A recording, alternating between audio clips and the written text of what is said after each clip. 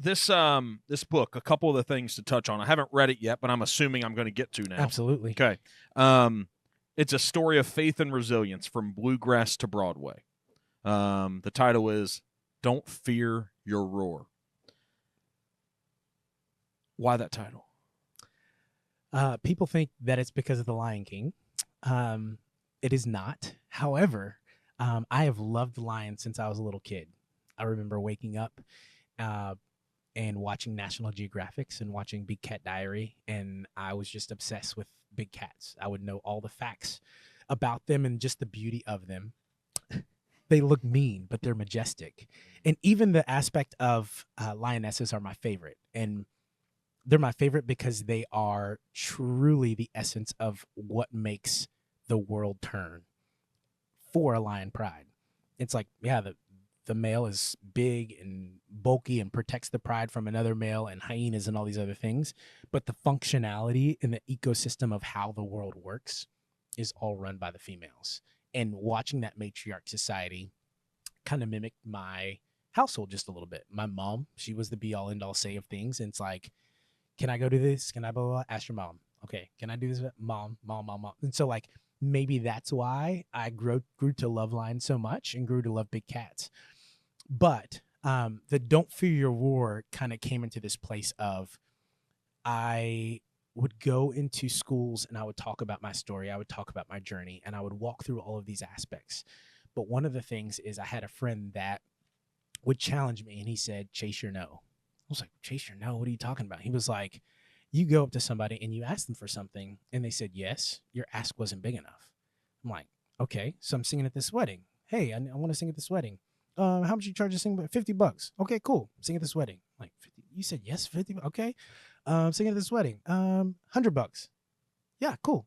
Like, he said yes. And so like, then you up it. Not to just be money gouging all these things. I tell people this all the time. My value and my worth is the same. You get the same singer today that you did 20 years ago before I started on Broadway. The reality is I now have accolades to back up what I've been doing this whole entire time. Hey, thanks for tuning in. If you like these types of conversations, be sure to follow The Necessary Entrepreneur on your favorite platform so you never miss out on future content. So what's the benefit of chasing the no? So the benefit of chasing no is a couple things. One, if you don't want to do something, I'll put a price tag on it until you make me say yes. You say, hey, can you sing at my wedding? I'm like, one, I don't want to. Two, I don't have the time and energy to. And three, no, I just don't want to. And they're like, how about $5,000?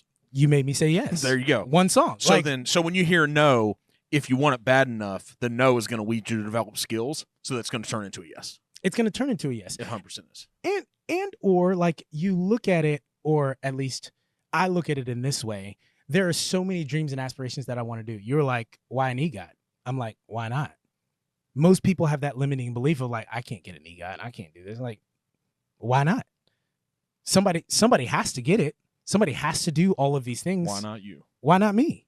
It's like, well, talking too much. Your brain needs to slow down when that happens, doesn't it? Why not you? That's it. And literally in the book, in the preface, I say, tell yourself to shut up. Like, there you go. If you think about it, you're like, your first response shouldn't be, I can't do this. I don't have this. I don't have this. I don't have this. I don't have this. Then go get it.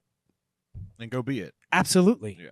I'm a 39-year-old who did not graduate college, who left to pursue ministry, who then left ministry to pursue Broadway theater. Was that hard, that transition and judgment there? No, because I would say that I didn't leave ministry. I said that, but I don't mean left ministry. Vocationally, I stopped working in the church. The time that you spent. Yeah, I'm still an ordained pastor. I still lead worship around the country. I still marry couples. I still do life. Was there judgment around that? I wouldn't say there was judgment. There was misconception. There were some people that were like, "Oh, he's leaving the church. Is he okay? Like, is he falling to the wayside?" And then there's other people that are like, "Oh, he's leaving the church. He's going to the mission field. Oh, yes, he's going." And I'm like, "Come on, y'all. It's not like that at all." Yeah. Like, I was a part of a church that had roughly 40,000 people. It's a big church. It's a big church. Let's say they had 500 on staff. Is this one in Louisville? It's a big church. In Louisville. It's a big church. Big, yeah. And so you say, okay, what do the other 39,500 people do after Sunday? They go into the workforce. That's exactly what I'm doing, except I'm going around the country performing in a show, 8 shows a week, 6 days a week. But you're also going to and still do it. Absolutely. It's not an or. No, Yeah. it's an and. That's the misconception. And that's what I did. Yeah. People were like, "Oh, you're still doing this." Yeah, I'm touring around the country. Oh, we're going to be in Cincinnati for 5 weeks. Cool. I'm going to go to this church and I'm going to lead worship.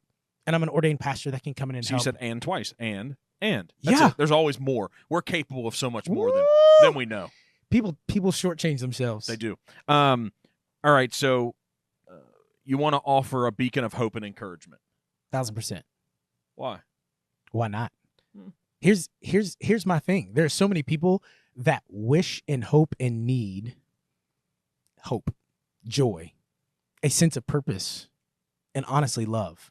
There's so many people that are seeking to be seen and to be known, and they want to know. So why not share with them what you know? And why not listen? Why not sit? Because I can sit and listen to you And seek to understand. Yeah. But then ultimately, at the end of me seeking to understand, what are you going to say? What do you think? I didn't offer my opinion. You're asking for my opinion. He's got a PhD in psychology, folks.